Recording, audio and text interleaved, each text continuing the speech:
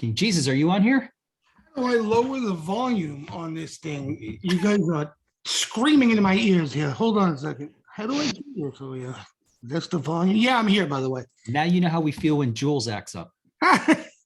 Where I don't know how to do it. Just leave it alone before I botch this whole thing. What's up, guys? How you doing, man? Let's see what's up. Hey Jay, have you ever traded in a war? A war? Yeah. like Let me see the list. Well, what would be your definition of war? The Iraq War. Remember all the Scud missile things that and every Scud missile was like an adventure in itself. Yeah. And then what was shock and awe? And then the market raged into that. That was Iraq War. Right. That was weapons of mass destruction. Oh, that was weapons of mass destruction, Iraq War. Okay. Right. Remember that one? Yeah. Yeah, so I traded through a couple of them. What would you tell people who are new at the war scenario? Honestly, By the bombs. It's true. That's a true thing. Buy bombs, but usually what the move is to fade all the news and all the chatter that comes out. You know what I mean? After the move. So there's negative news and markets sell. Usually you buy that, right? And something else comes out, from another side, positive, and you sell into that. Easier said than done, but that's usually the like, for example, what just went on with this debacle. Ukraine, right? Yeah, Ukraine. We're getting invaded. Yeah, he was being sarcastic. You know what I mean? Like that, you can't even make that up. He's being sarcastic, he said. Well, he was a comedian, right? That's how he got elected, as a comedian. Yeah, he was. So, again, easier said than done, because your emotions are going in that same direction as, the price action. But that would be the recommendation, to look for opportunities into those moves if you can do it. Don't get caught up chasing those moves. There you go. That's super solid advice. Mine would be to shorten the duration of your trades, because the news events can ruin them.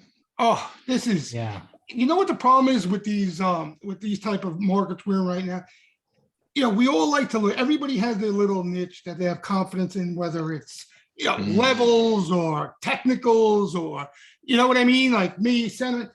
When you get into this type of climate, you can throw all that out the window, in a sense, for intraday trading, because it's so headline driven. You know what I mean? Totally.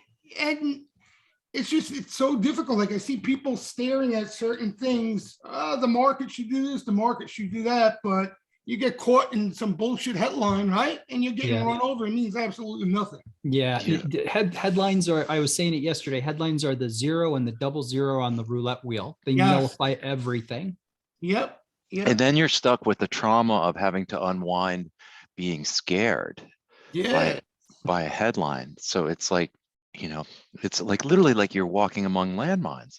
Yep. It's like trading through the Trump era, right? With the Trump tweet. I missed that. I know, that was exciting every day. I'll buy you a beer for that one, Jay. But that's how it is. So it's exciting. There's a lot of movement and a lot of craziness. But it's tough. Presley says you can't swing anymore, right? After a certain point, you just like, you're getting blindsided by all these things.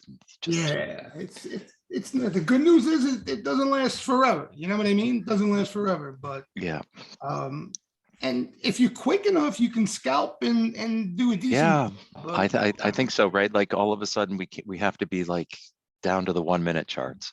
Yeah. And survive, pay the rent. They're quicker, but they're also larger moves, But I'll tell you, a lot of people in the steam room, where we come from, they're mostly options traders, right? So you're dealing with the implied vol and the spreads and liquidity on top of all the stuff we just mentioned. The degree of difficulty goes up that much more. So it's been a good writer's market, though. Yeah, well, because of the volatility. Yep. Did someone just release earnings, you guys? NVIDIA. Okay. What'd they do? It was better, I think, judging by the green on the screen. Green on the screen. Let's see, Mr. Video. Trading in like 270. That, you know what, that call is gonna matter though, because Oh, yeah. Stock is basically flat right now. they need to guide, and then Okay. then we'll see. I mean, the crude oil has completely let go. Let's see, that closed down $2 today, right? But look at Yeah. that run. Look at that run this year. It's like up in a straight line, you know? Right? I mean, Jay, who's more crooked, right? The people at the ponies or the Saudis?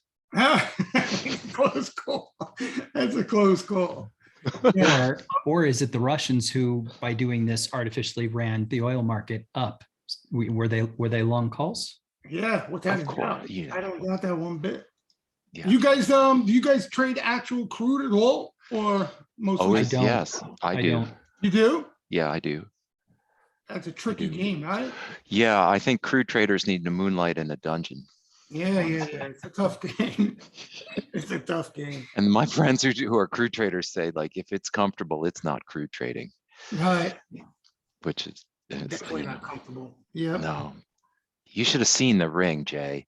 It was like the serious gunslingers. Talk about degenerate gamblers. That crude Yeah. ring had like, it was like the biggest gunslinging poker game I'd ever seen. Oh yeah, those are the real gamblers, right? Like, Yeah, those real were the gamblers. real boys, right? Yep. You know, you'd have to clean out every offer in the ring and then bid. Wow. Yeah. Crude And ring. that's wood. That's dog eat dog. Yeah. So what'd you guys do today? Anything? I wrote Microsoft off the open, and that was a nice trade. And People then were talking about waited. Microsoft trading in a tight range, right? Earlier part of the day, or I mean, it broke below its 200-day moving average. So I just looked at it and was just looking for a comfortable spot to collect premium. And I was just looking above, some other major areas. And how far out time wise do you go? You stick short term, or yeah, I mean, I was just scalping them in the morning. I okay. wrote 307 and a halves, and then that was, and then I wanted to be out and wait until after the Fed to try and catch another couple of trades. So that was my day. And I caught SPY, and I caught Google for a squeeze at the end of the day. Oh yeah, Google had a nice little move. Hey, Jay, you see Yeah. Munger? You see Munger? Buffett's partner. Yeah, I on- saw him today. Yeah, talk You see what about he said? Activision. No, about crypto. Oh, what did he say about crypto? Again, he was bashing it. He called it venereal disease. I love this guy. He bashed it the first time though. What did he say again? I keep forgetting his line. What was his line the first time? Oh, okay. Rat poison. Right? Rat poison. He called it. It's a rat poison. Wasn't he like a hardcore boxer back in the day? Isn't he like a tough guy? I mean, honestly, he's got to be like 150. I mean, when I got into the game, he was an old man. Like now, he's still going. Like, how old is he? He's got to be up there, no? Yeah, he's over 90. I think he's 90 something. Wow, 93. he's over 90 and still in the game. See what I mean? Held together Gotta by love duct it. tape. And did you see Icon? Icon came out and said the free money's got to stop, or this is going to end badly. Yeah. Well, I mean, all these guys find religion. He also said the market was manipulated. yeah. Well, you know what it is. That was like a naughty thing to say once upon a time. Now you got more and more people just, flat out admitting it in the open. Right? You can't even hide it anymore. No. You can't. I don't trust. I mean, how you can't listen to any of these guys when they come on.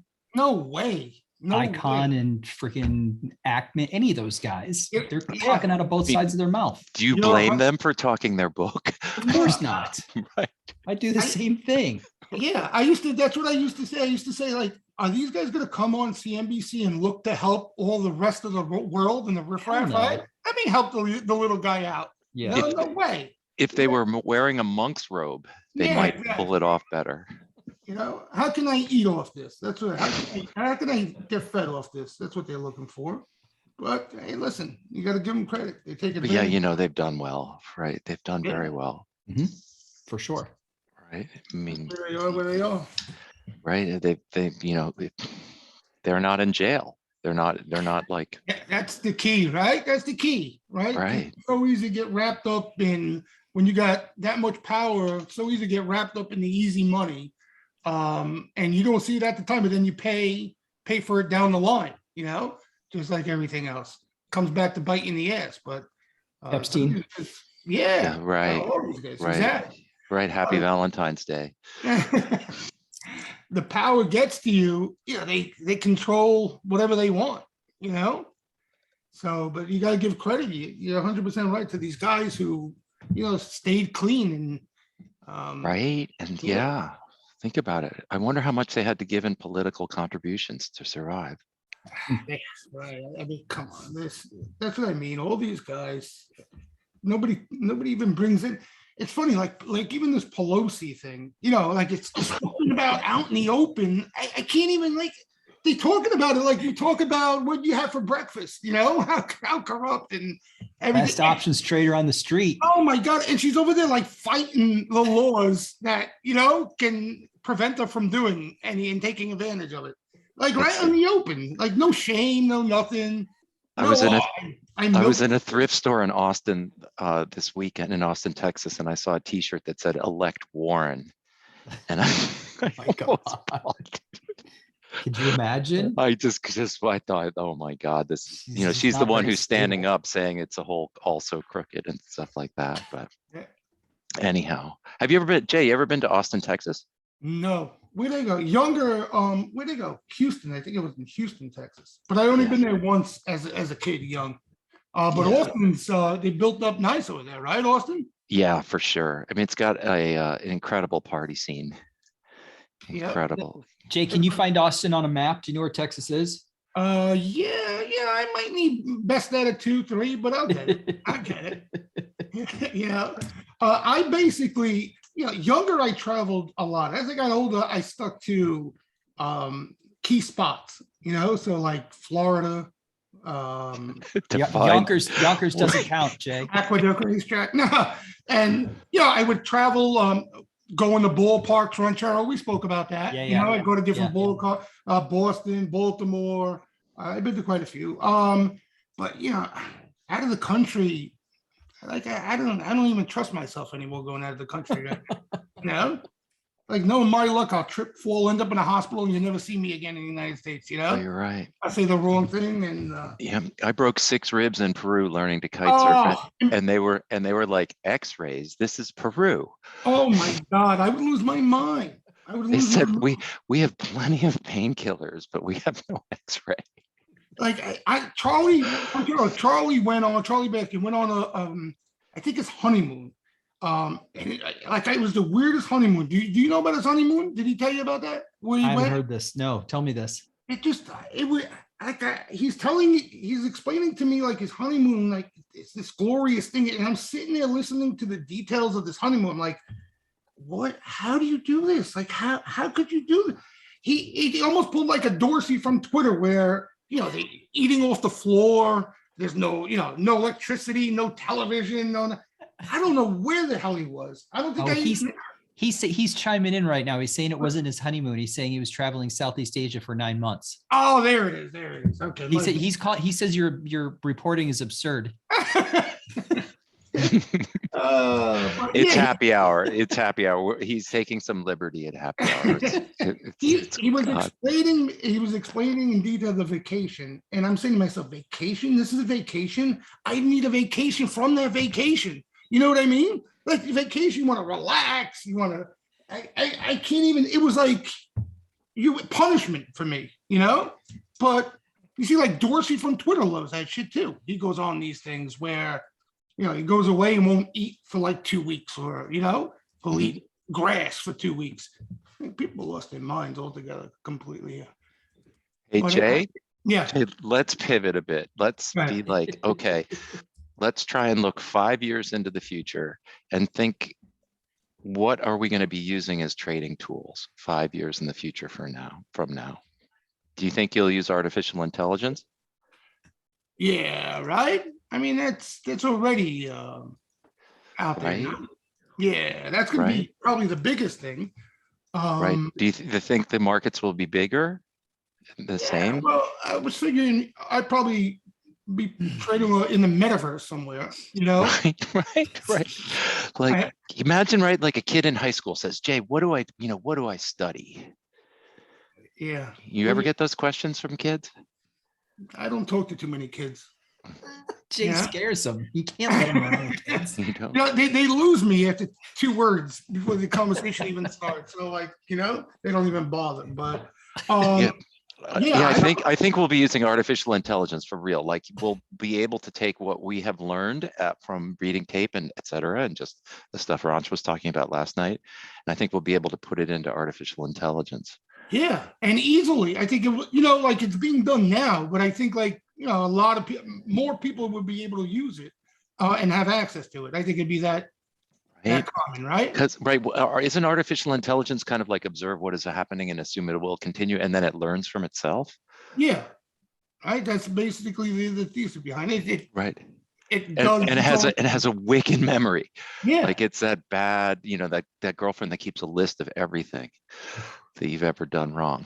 You know, it more and more we don't have to do, if we're around that long, but like kids aren't going to have to do a damn thing anymore, you know. But I do think the way that artificial intelligence functions is how you segment the data, putting it into the box, like what you put into the soup, right? As Franz would say. So you got to gather up the data, and then it does the work. Right. You choose the ingredients in the soup. Right. Yep. And then it does the work. So it's like, you know, Ranch's Tuesday soup special is working great today. Yeah, but you just think about, like, again, some of us are showing our age here, but you think about like handicapping this game or any game, right? From the ponies, the stocks, like where we started. You're talking about like opening newspapers, you know, and like if you were really high tech of a handicapper of anything, there would be ratings you'd be looking at, or past performance, right? That was a big thing. Right. I remember like that was a big thing in horse racing when the racing form really got popular, and you could look at, oh shit, I could look at the breakdown of races of the past that this horse ran and see how he ran and how he did and different speeds and who he ran against. You know, that was like the big thing then. You know, now you look in the future, your brain doesn't even have to look at that stuff, right? You can have AI looking at all those details for you and digging out what you want. I mean, will we get to the point where we're measuring the present action against the predicted future rather than measuring the present action against the past indicators? Say that again, you lost me. Okay, like when we have AI, it's basically making predictions about the future, right? With a way better memory than we have. So then we'll have our job will shift to being, we're measuring the present action, what's happening right now in front of us, price-wise, like reading tape, against the predicted future. Yeah. And so like my understanding of AI, like I remember what's his face talking about it from Renaissance, the way he initially started using it. Yeah, his name's Jim Simons, by the way. Yeah, exactly. So you know, and he would find certain trends that showed consistency throughout time, right? Mm-hmm. And the computer would spot them in the current market, right? In real time, and pinpoint them out. Right. So, like you said, he had to put the ingredients into the soup. He had to tell the computer what he needed to look for. Right. But basically, it was out of his hands after that, and he was just presented with opportunities, you know, trends that showed quality results from the past. Yeah, I mean, essentially, the computer will do the initiations, and then it just kick up a trade that it's made, and you have to decide whether or not you want to keep it or not. Right.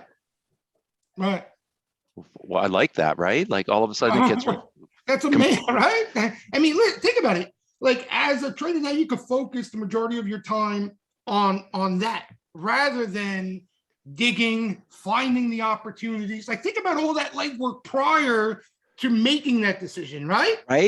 Your head's spinning by that time. Yeah. Right. So now you can focus on, all right, how do I want to go after this, right? Where am I pulling the plug? What are the risks? What am I looking for? You can focus all your energy on that, and that makes things a lot easier. Right. You just like, I like it, I don't like it. It's almost like one of these dating apps. You just swipe. left or Yeah. right, Yeah. right? So Yes, that's no. but that's where everything's going. So you're gonna be driven in the car. You're not even gonna drive the car, right? To your office in the metaverse. Right. AI is gonna present you opportunities for that day, and you press yes or no buttons, and that's Right. it. You call it Right. a day and go to happy hour. Right. Because we're going to, yeah, like we say, we're just be measuring the present moment against the projected future and whether we think it can do what it's projected to do. Yeah.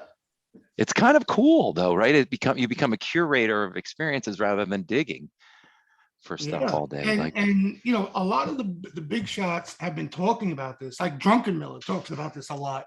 How oh, that was my dog. How things for him got a lot more difficult because the edge he once had is not there anymore because more people have access to the information that he had, right?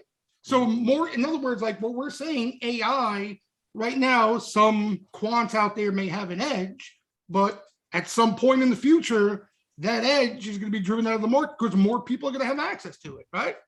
true, but the experience of knowing how something's performing in the present moment, and we're good at that, right? We've done that for our whole life because He had you're like, he had a great interview. You would appreciate it, Chris. Did you see it, Ranchero, on what's that site?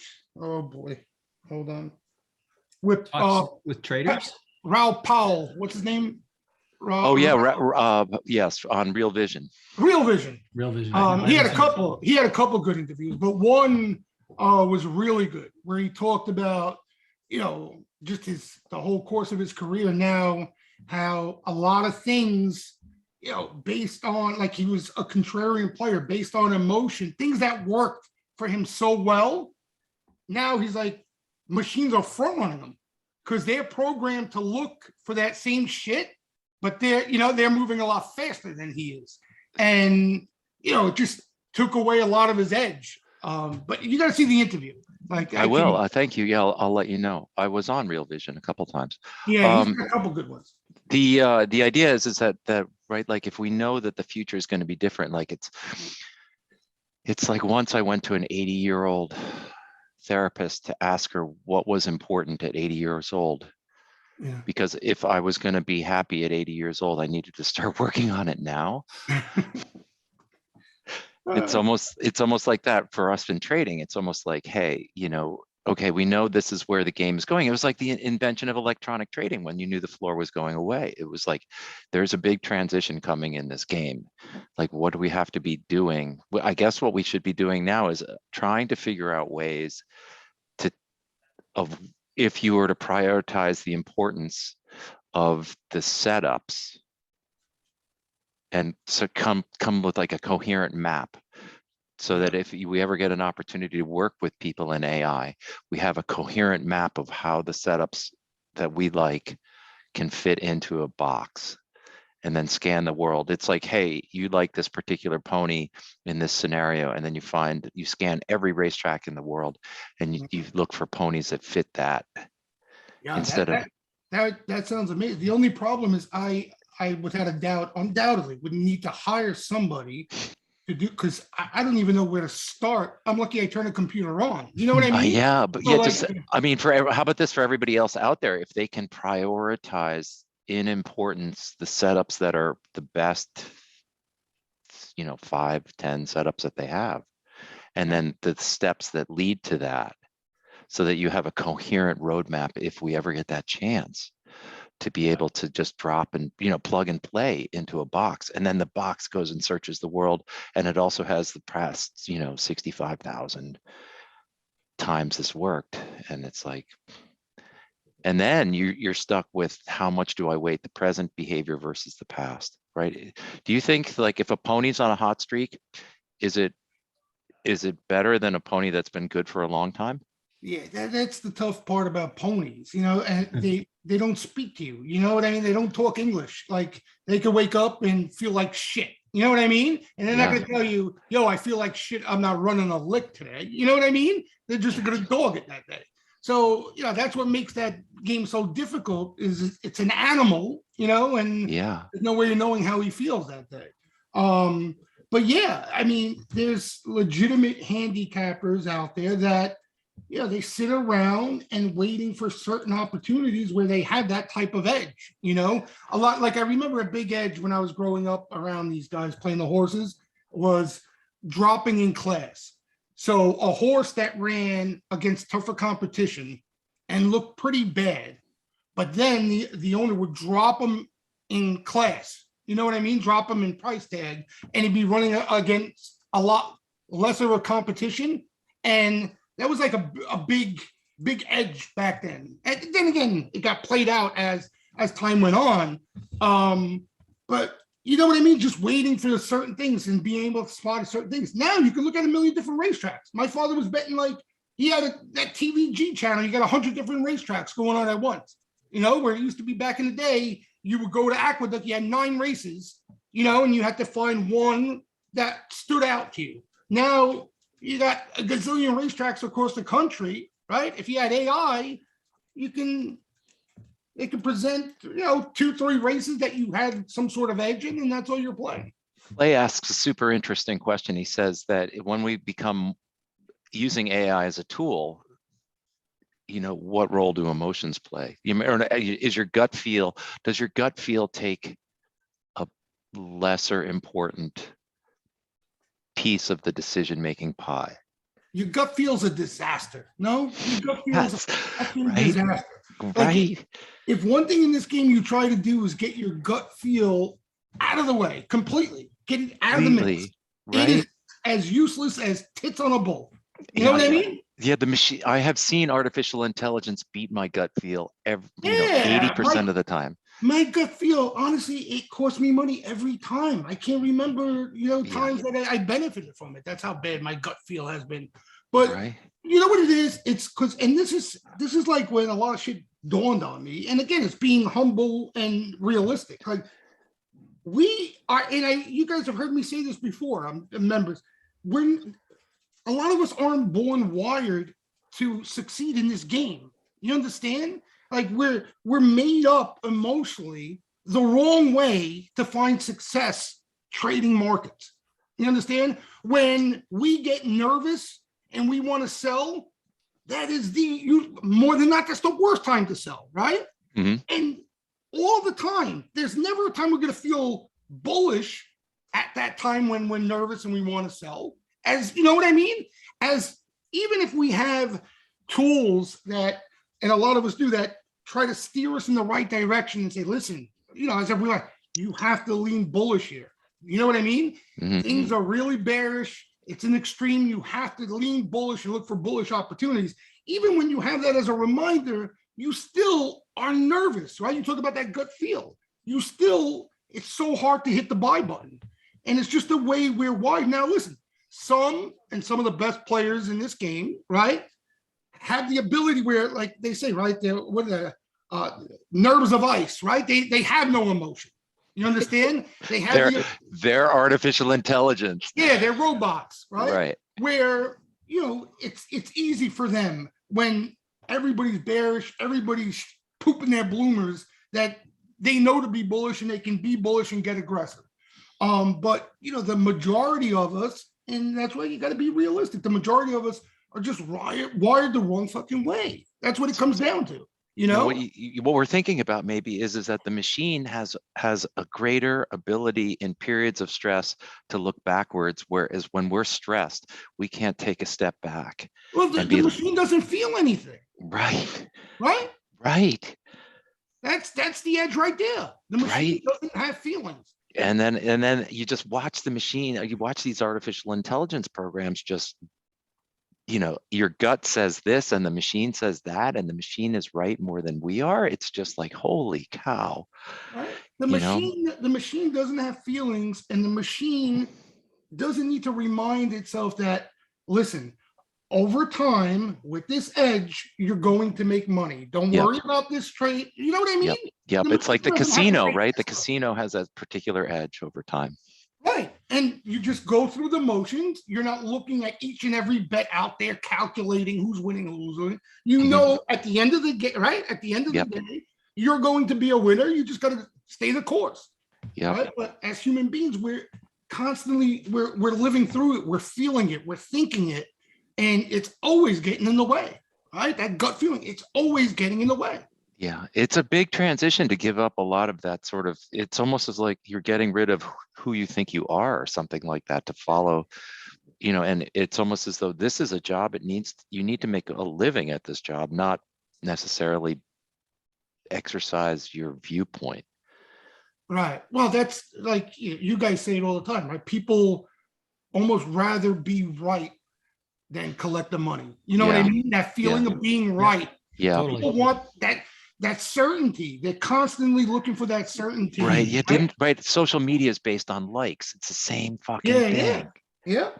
Right. Like, oh, I want that like, I want somebody to like this Twitter post or whatever. Right. It's not that, right? It's like the machine isn't interested in likes. No. Well, and listen, it's not that if you're concerned about being successful in this game. If that's your main focus, it's not that. You know what I mean? So you have to try to get away from that, and the machine makes it a lot easier to get away from all that. Right. Or we could suggest it more in a positive frame. If you want to get that dopamine hit of a lot of likes, go to Instagram and try and be an Instagram influencer, but don't trade. Right. Exactly. And that's, but that's what, listen, otherwise everybody would make money in this game. And, that wouldn't be the case. And, so that's what makes this game so difficult. By the way, 80% to 80% of people lose everything. Yeah. And forget about options, right? Even that. I think it's like 110% lose in options. You want to hear crazy just quickly, because it's funny. I was thinking about it as you're saying, talk about transition. I don't know about you guys, but when we went to punching in trades on the computer, do you know how long it took me to do that? Like, I was being made fun of because I was still calling in my trades. In the heat of the moment, like trading, I couldn't get myself so used to calling it in, right? Or even from back in the day, handing a ticket to a trader. I used to write my orders on a ticket. I'd have to tear my ticket, call it in, and give the ticket to a clerk so it could go on the blotter. I couldn't punch I couldn't get comfortable with typing in the details of a trade and clicking it on a computer. For some reason, it took me forever to get used to that. Did you Grandpas are yelling at the TV again. Did you used to do a blotter and hand it to your branch manager every day? Yeah, initially and then, when I traded on my own, I just pick up a phone, you know what I mean? And I'm looking to buy this and had a trader work it for me. You know what I mean? Yeah. I didn't have to go and adjust prices on the damn computer. Yep.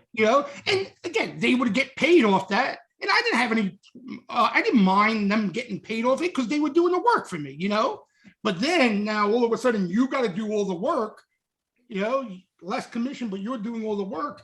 It took me a while to get comfortable doing that. It was just a real pain in the ass, real pain in the ass. Jay, here's a great story. In the end of the open outcry era, all the major houses like Goldman and Morgan got rid of their floor brokers because they didn't want the liability of the error. They would rather pay the $2 a lot than to assume the liability on a million. The human mistake, right? Yep. Wow. Yeah. You know what that's like? The autonomous driving. Your insurance goes down, right? Because no human drink and drive, no human texting on the phone. So autonomous driving, your insurance is going to go down, less human-related accidents. Thank God humans trade. We need humans to trade, otherwise we wouldn't make a living. Oh, God. Craziness. Anytime someone pulls out in front of you in traffic, you just think, thank God we still have humans I can trade against. Yeah, right. So let me ask you a question. Let's talk about this market a little bit here, because this market's fascinating. No? Yeah. What do you think of the minutes today? What do I think about the minutes? I think there wasn't any fireworks there. Honestly, I thought maybe the rally would push a little bit more than it did because there were no surprises. Like, you remember the last minutes, what happened with that debacle. Yep.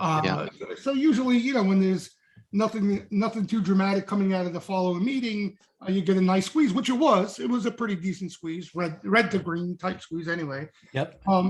But you know what's interesting here is that, and not to say we know at any point in other time in history, but the uncertainty here is just, it's remarkable, because it's almost like we could be in a late 2018, okay, and that's where the Fed made the mistake, and that's not even that bad, because like Ranchero, I know you love opportunities like that. Yep. Things you get unraveled in a short amount of time, but you're buying, okay?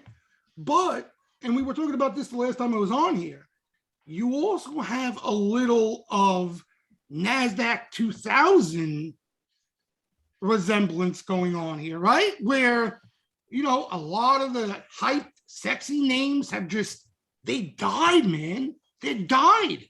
You know what I mean?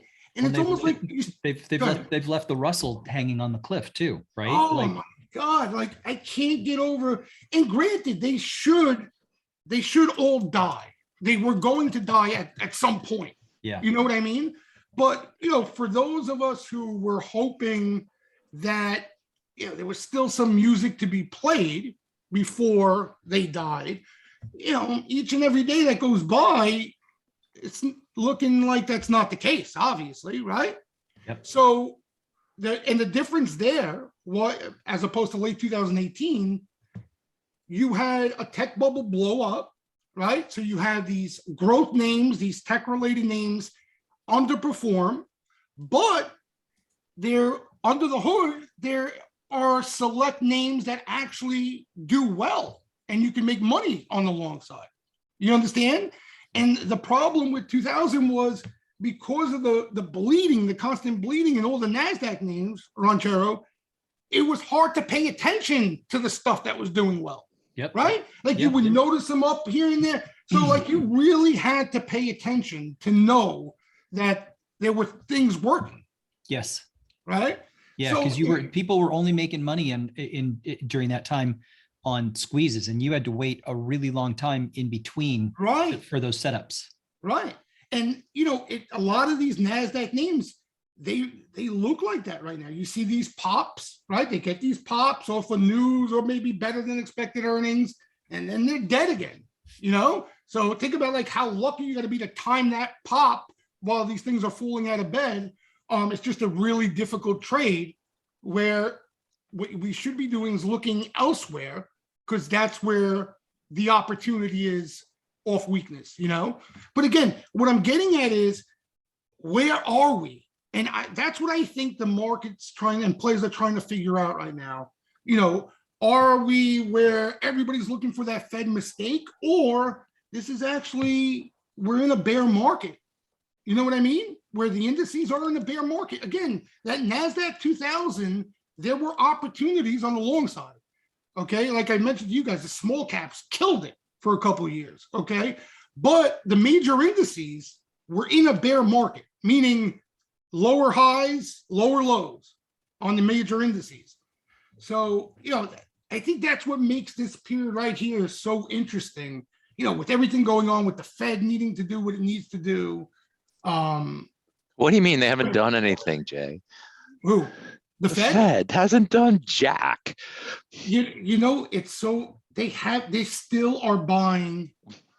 No, right? Stop with this, what the Fed has done. But but the tightening, the market's doing it for them. You know what I mean? Of course, right? The market's doing it for them.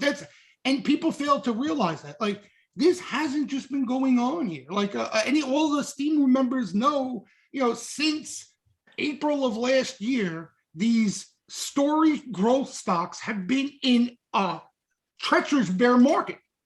You know what I mean? A bear market. Right when money supply rolled over, okay, the velocity of money, exactly when it rolled over, that's when these stocks never saw their highs ever again. Not even a test. Not even. Boop. Fuck. Yeah. Right when the money stopped moving around. And again, you know, the Fed, the balance sheet was increasing. But if you look like, what is that, M2? Is that money Or supply. just it's just their balance sheet with where, you know, what they have on their sheets, which is 8.4 trillion official. Right, that kept increasing, and that's why people assumed like these speculative names would continue to go higher, but the velocity of money really started to roll over, you know, after that huge spike. And that's where a lot of the speculation just ran out of gas. So at that point, that's when you start to buy food, right? You buy the grains, you buy the crude. Yeah, well, and some of the larger quality names still were doing well. You know what I mean? We're doing really well. So in other words, so the big growth high tech names need a velocity of money. In other words, they need cars through the toll. The names that have no earnings, no revenue, right? Multiples out to wazoo. Those. That's interesting, right? Like you need a lot of money moving fast through the system to keep that game going. Yep. That's what lit that game on fire. And then so when that game stops, then people are like, okay, I'm going to stash some money in crude. I'm going to stash some money in food. Right. So they take it out of there and they go into the quality. And eventually it little by little trickles down to where we are now, where the quality runs into trouble. They run into selling, right? That's where we are now. Like the major indices, the quality names, the blue chip names, they're having issues. You know what I mean? Yeah, because you know, look, every tree doesn't grow to the sky. Not every story has a happy ending. Of course. And listen, a lot of these things, you look at the charts, I mean, it's absurd how long they were going in you know, in that direction. It was out of control, you know? Out of control without pullbacks. So, but what's interesting now with all the damage out there in so much of growth, you know, like again, the indices don't do it justice. How much damage? There's so much damage out there. You know, I find it fascinating. Where are we? Like, what's coming out of this? You know, is there going to be? Well, here let's wait a minute. Time out. Let's start with, because we can't answer what is coming, but we could say what's not coming. Or let's start with what's not coming. Cheaper gasoline prices are not coming. Right? Cheaper food prices are not coming. Is higher wage growth coming? Higher wage growth is coming. Right? It is coming, right? Yeah, because wages have to meet prices, or prices have to meet wages, right? So if prices aren't coming down, wages have got to come up to avoid a revolution. I was going to say, but what happens if they don't bring up wages? That's a possibility. Well, then prices have to come down then. I don't think we can even answer what's not coming. That's what makes it so difficult here. I don't think we can answer that with conviction, can we? No. I mean, there's still a ton of money in the system they haven't tightened. Why would money come out of things that people have to buy? At what price does gasoline have to go to where you won't fill up your car? Never, right? Right. You know, what price does food have to be so you won't eat? Yeah. Like a lot of people, okay, and a lot of players in this game think that this is orchestrated. Okay, because of inflation. No, stop with your tinfoil hat. Listen, it always go away, Jay. It always ends up in the same situation, predicament. You get this. The Fed tries to clean up the mess and all the rigging they did, and what it leads to is what? Recession, right? And that calms down and slows down the whole system, right? Washes out the whole system. And then here we go again. Right here, you can say it this way, Jay. Higher prices shut off buying. Yeah. Right? Higher prices shut off buying.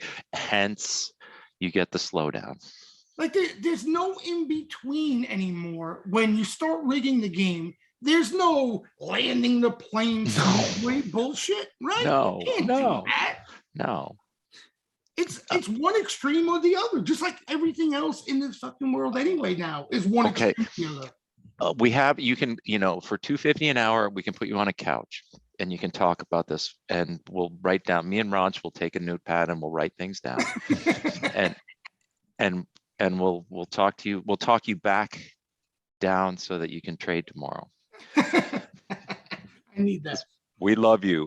We love you. You know, you're safe here. You're safe here. You're among misfits, right? You can rant all you want, but we've heard it. Everybody here has heard it a million times, right? It's not like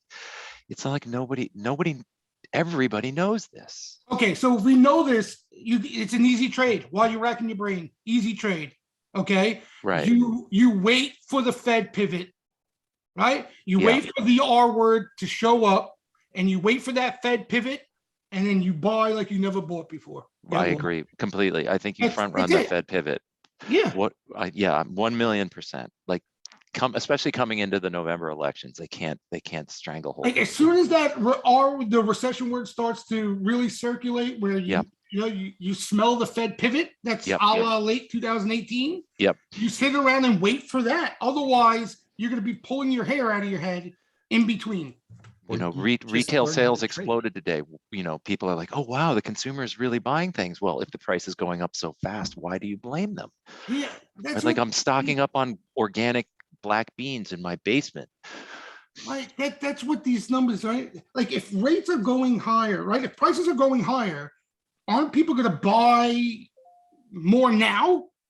Right. And wouldn't that make sense, right? They did that in Weimar, Germany. They did that in South America, right? Like, duh. You know, the proof of that is the consumer sentiment is getting flushed down the toilet. You see that thing? Consumer sentiment's down to 2010 levels.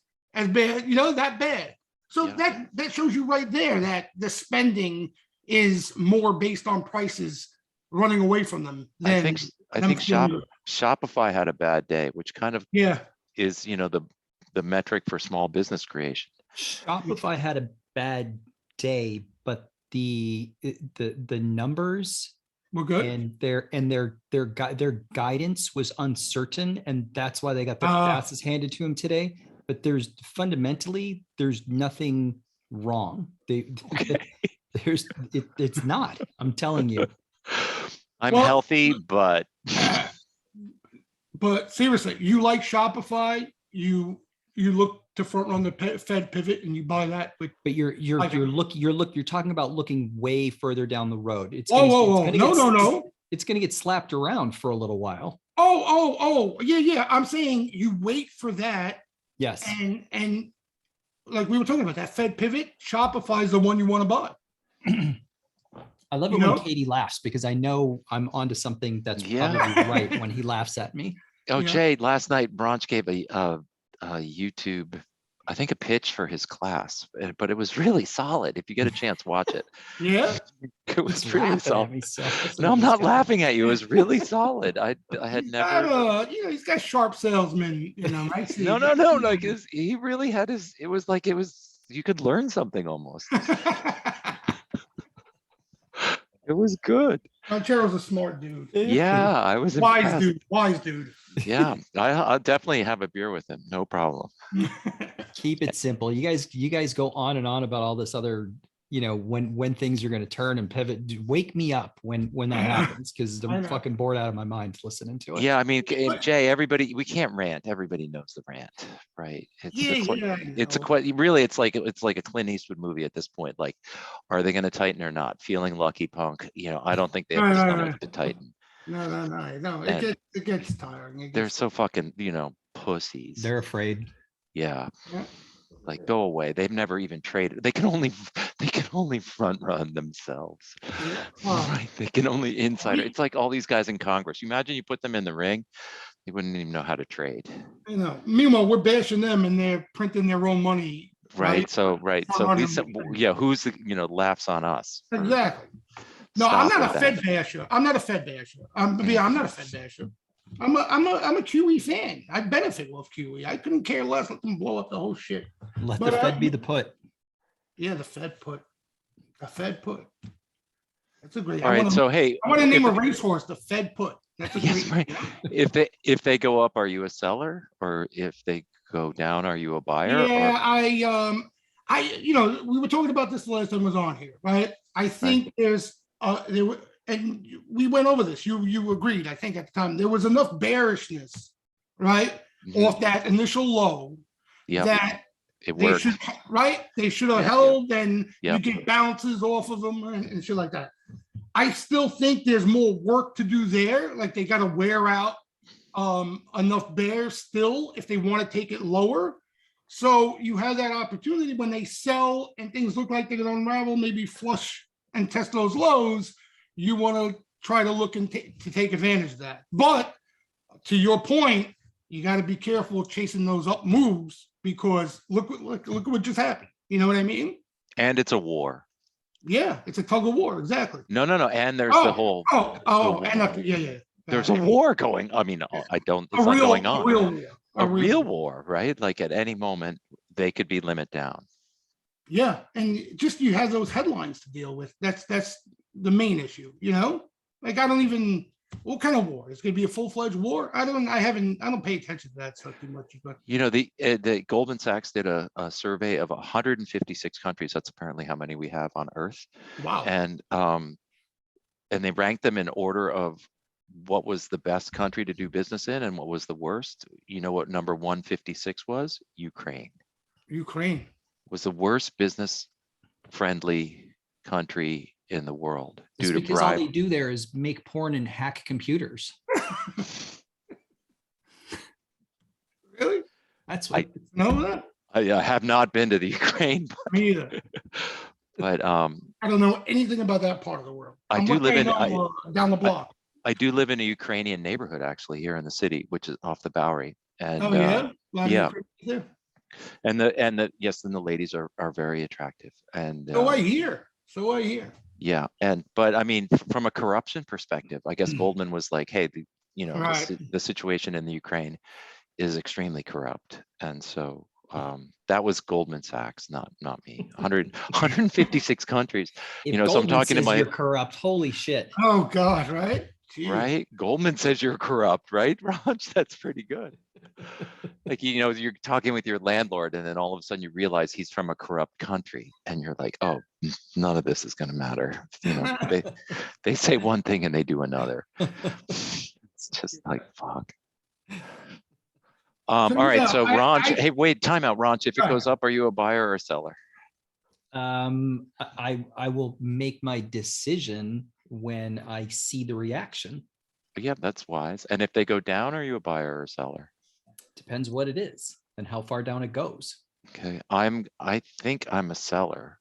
I saw that, like, I'm with Jay. I was like, they should have gone way higher today, Jay, right? They should have exploded. Yeah, I mean, we basically ended flat, right? Yeah, I mean, but they should have, the way they came off the lows and the amount of time that people had to buy them on the lows, if they were real, in the old days, Yeah. before you were yelling at the TV in your wheelchair, sorry, they would have run them 100 handles off those lows. Yeah, you can see a different temperament out there. I Yeah. just think you're going to get more of the same of what we've seen. You know what I mean? I think it's like range bound, headline driven, choppy, violent moves. And it's a war. And you gotta pick your spots and wait there for them. You understand? Mhm. You gotta wait there for them. You can't get out of your chair and run after them. Yep. And that's again a hard thing for some of the newer traders, that if you did that, you missed every rally, right? Every rally ran away from you. I mean, for a year straight. Yeah, and there was never a test of the lows. It was like you had to just stick your neck out. No, exactly. That didn't, like old timers like me that usually would look for retest, that went out the window. Yeah, it was like, and covering shorts, it was just like any cover was a good one, but you had no idea because there was never a retest. Yeah. That was super frustrating for all those years. That's what happens in the rig game, my friend. I mean, I don't need to bring it up again. I'm just saying, Okay. Well, Branch and I have this therapy session for you. Yeah, I need it. Hey, as long as you know how it's rigged, you have a better chance of not getting all flustered with saying it's a rigged game. You can't be pissed that it's rigged. That's what a lot of people on Twitter are, right? Right. Like the Fed, they're pissed. Like they're really angry at the Fed for rigging the game, and they go broke being angry. Well, those are people who we took money from today. Right. They short out of anger. Yeah. Even though knowing the game is rigged, Yeah. So I mean, today we learned zero hedge is an operative for the Russian government. Unbelievable. Crypto is like venereal disease. Munger. He's my boy, Munger. Jay's got a Carl Icahn. Jay's got a foil hat. Right. Jay's got a foil hat. Carl Icahn is saying that it's a manipulated system. You can't give money away for free after making billions on that system. Right? It's like trade what you see, not what you think, is what I guess we can say here. Yeah. People, and remain humble. Remain humble, without a doubt. And then do you think hey Jay, is COVID over? I don't know. You're asking the wrong one. How the hell do I know? What do you think, Ranch? Is COVID over? I think there's going to be continued, maybe not COVID, but there's going to be some type of Variant, contagion or variant that continues to pop up. I think it's a new normal. Okay. Yeah, you think we have to get shots every year? I think so. I mean, they're saying that the CDC comes on within the next couple of days and says no more masks anywhere. So, I mean, that means like flying on planes and things like that, which would be as though there's no. Anyway, just curious. I have no idea personally.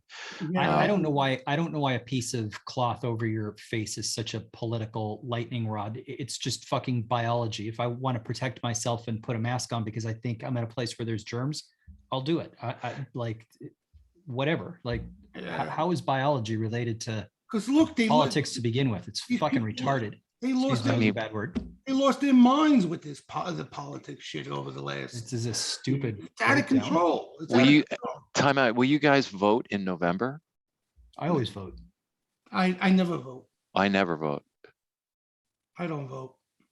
I mean. You know what I mean? Yeah. I'm no bias. No bias here. Yeah, no bias, and I'm upset with the way we're represented. That's all. It's my protest. It's not that I'm not involved, but interesting. You always vote, Ranch. Yeah, I do. Yeah. Yeah, you got to be careful. Then I can't talk politics with him. Yeah, no, I mean, I know you can. Oh, I can. That's what you got to watch who you talk politics with these days. You say the wrong thing. You don't have to watch when you talk politics to me. I mean, I'm definitely more in the middle than I am anything else, and look for more pockets of sanity, and that's kind of where I gravitate towards too. I'm not really like a big political guy. I vote though. That's it. So I follow it and all, but I'm being honest, not to sound corny, I kind of root for whoever is president. You know what I mean? And even more so now, like if it's a Democrat, like when Obama got elected and there was the hatred on Twitter for Obama, like I would change my avatar to an Obama picture just to piss people off, And then when Trump, I switched it to Trump. You know what I mean? Like just to piss people, like it really pisses people off, It's Jay, there's a confirmation bias that you're not going to change. Someone's going to kill you. I know. I can't. They're never going to find him. We don't know what he looks like. That's why you gotta stay underground these days, and can't leave the country. Peru or Chile, wherever you guys go. You guys lost your minds. And so caught dead over in these places. And you guys are hostage. We got Wall Street Jesus. Charlie, pay up the ransom. We'll be like, we'll chop his head off and make a YouTube video. What do you think we need to send him, Jay? Pack of gum and some coffee, or who? Oh, for a ransom? Your captors. A pot of coffee. You guys remember Patty Hearst? Yeah, yes. Patty Hearst, yes, where she became the bank robber. Yep. Right. Jay's kidnappers would become like Jay. Sure. Shall we call it a wrap, you guys? Yeah, yeah. What time is it anyhow? 5:15? Oh. Yeah. Yeah. Thank you everybody for coming. Yep. Good to see everybody. Thanks, Jay. Thanks, Chris. Chris, have a good night. All right, you guys. Thanks for coming. We'll see you. Stay safe.